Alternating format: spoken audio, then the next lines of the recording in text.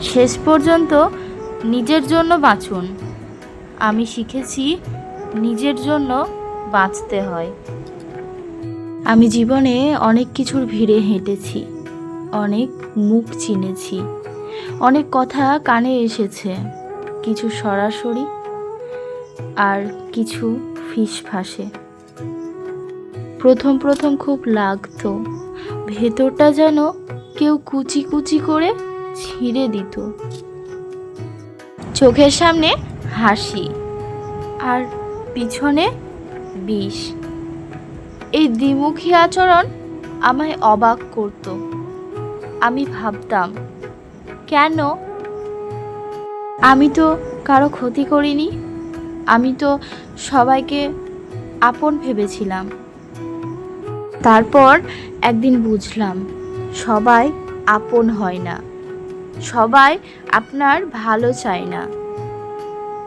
জানেন তো, অনেকেই অপেক্ষা করে কখন আপনি হোঁচট খাবেন, কখন আপনি ভেঙে পড়বেন, যাতে তারা আড়ালে দাঁড়িয়ে নীরব আনন্দে ভাসতে পারে। আমি তখন সিদ্ধান্ত নিলাম, আর নয়।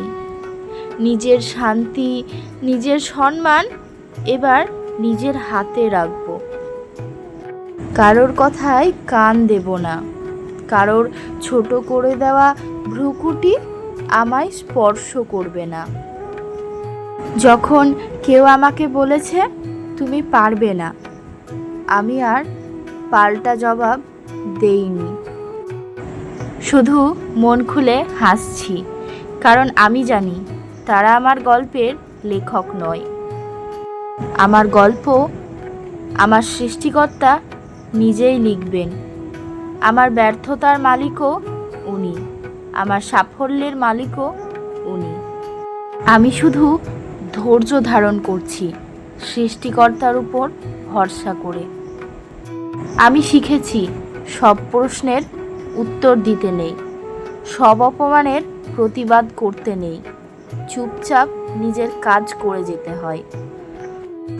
চুপ থাকা কোনো দুর্বলতা নয়, বরং ওটাই সবচেয়ে বড় শক্তি। আমি এখন অন্য রকমের জীবন বেছে নিয়েছি। যখন অন্যরা পেছনে কথা বলে, আমি সামনের রাস্তা খুঁজি। যখন ওরা আমাকে ছোট করে, আমি আরও উঁচুতে উঠি। আর যখন বিষ ছড়ায়, আমি গন্ধ-সুখী গোলাপের। এখন আমি জানি, কারোর জন্য থেমে থাকবো না, কারো ব্যর্থ আনন্দের উৎস হব না। আমি এখন সময় বের করি নিজের জন্য। এক কাপ চায়ে মুগ্ধ হই, আবার কখনো কখনো আমার পছন্দের এডিটিং করি, নিজের প্রিয় খাবার খাই, বা নিজে একা একা প্রিয় ফুল কিনি। জানালা দিয়ে আকাশ দেখি, পুরনো ছবিতে হারিয়ে যাই। আমি বাঁচি নিজের জন্য। আমি শিখেছি কিছু সম্পর্ক ছেড়ে দিলে জীবন হালকা হয়, কিছু তিক্ততা মন থেকে মুছে দিলে নিঃশ্বাস গভীর হয়। সবাইকে সাথে নিয়ে চলা যায় না, এটা মেনে নিতে হয়, কারণ জীবনের পথে একাই হাঁটতে হয়, নিজের ছায়া সাথে নিয়ে।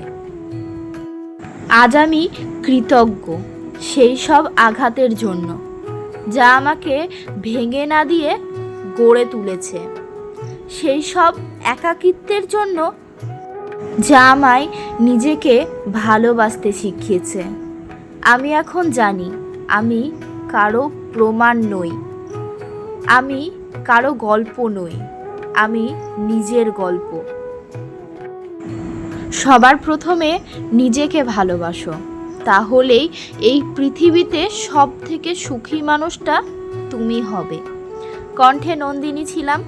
আজকের ভিডিওটা যদি সবার ভালো লেগে থাকে, সবাই লাইক, কমেন্ট আর শেয়ার করে দিও একটা। টাটা সবাইকে, দেখা হচ্ছে পরের কোনো ভিডিওতে।